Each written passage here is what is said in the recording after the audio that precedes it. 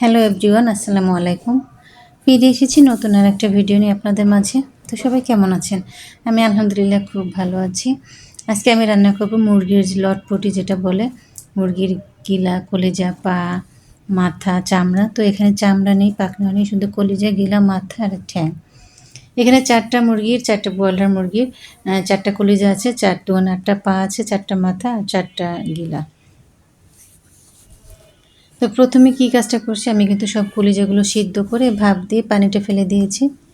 কারণ কলিজায় কিন্তু প্রচুর পরিমাণে রক্ত থাকে। আপনি এটা যদি সিদ্ধ না করে রান্না করতে যান অনেকগুলো কলিজা একসাথে, তাহলে হবে কি, আপনি যখন মশলার মাঝে কলিজাটা দিবেন তখন দেখবেন একটা বাজে স্মেল আসতেছে এবং কলিজার থেকে ভিতর থেকে রক্তগুলো বের হয়ে ঝোলের টেক্সচারটাই নষ্ট হয়ে গেছে। এই জন্য কলিজা, সেটা গরুর, মানে যে কোনো মাংসের কলিজা, মানে গরু, খাসি, মুরগি অনেক পরিমাণে যখন হবে, সেটা কিন্তু সিদ্ধ করে রক্তটা ফেলে দিয়ে তারপর রান্না করতে হবে। তাহলে কিন্তু স্বাদটা ভালো থাকবে, খেতেও মজা লাগবে, মানে কোনো বাজে স্মেল থাকবে না।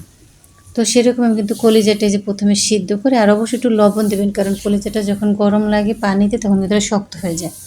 তো প্রথমে একটু পানি দিয়ে, মানে যখন আমি সিদ্ধ করবো তখন গরম পানিতে একটু লবণ দিলে তখন কিন্তু লবণটা কলিজার ভিতরে ঢুকে যায়, তখন কিন্তু আর সমস্যা হয় না।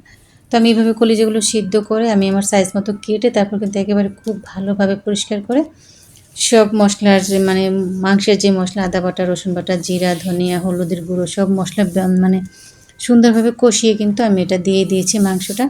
আর সাথে একটা আলু কুচি দিয়েছি, আলু, কারণ আমি দুপুরে এটা দিয়ে খাবো, আবার রাতে যেটা থাকবে ওটা দিয়ে রুটি খাবো। এই জন্য এই জিনিসটা অনেকেই কিন্তু পছন্দ করে, কিন্তু বলবে না, লজ্জা লাগে। আরে বাবা, এটা লজ্জার কী আছে? এটা তো খাওয়ারই অংশ, এটা হালাল জিনিস, তাহলে এটা লজ্জার কী আছে? আর এখানে 4টা মুরগি সেদিনকে নিয়ে আসছিলো বাসায়, আমি 4টা মুরগির পা, গিলা করে সব আলাদা রেখে দিয়েছি খাওয়ার জন্য। আর এই মুরগির হাত পা কিন্তু আমার খেতে খুব ভালো লাগে, চামড়াটা আমার খুব বেশি পছন্দ হয়, কিন্তু ব্রয়লার মুরগির চামড়াটা আনেনি আপনার ভাইয়া। অন্য মুরগি যখন চামড়া নিয়ে আসে তখন কিন্তু মাঝে মাঝে চামড়াটা কিছুটা রেখে দেয় এই মুরগির ঠ্যাঙের সাথে খাওয়ার জন্য। তো আমার রান্নাটা কিন্তু অলমোস্ট প্রায় শেষ হয়ে গেছে, কারণ এইগুলো তো ব্রয়লার মুরগি, রান্না করা অতটা সময় লাগে না। আর সময় লাগবে না দেখে কিন্তু আমি একসাথে আলুটা কিন্তু সাথে সাথে দিয়ে দিচ্ছি, আমি পরে দিইনি। এখানে যেহেতু মাংস নয় সেহেতু কষাতে বেশি সময় লাগেনি, সামান্য কষিয়ে পানি দিয়ে দিচ্ছি ঝোলের জন্য। আর এখন যতটুকু ঝোল আছে এটা শুকিয়ে যাবে, এই পর্যায়ে আমি ভাজা জিরে গুঁড়ো দিয়ে এটা নামিয়ে নেব। তো আমার রান্নাটা কিন্তু অলমোস্ট হয়ে গেছে। সবাইকে অনেক অনেক ধন্যবাদ এত ধৈর্য সহকারে আমার ভিডিওটা দেখার জন্য। আশা করি সবসময় সবাই সাথে থাকবেন।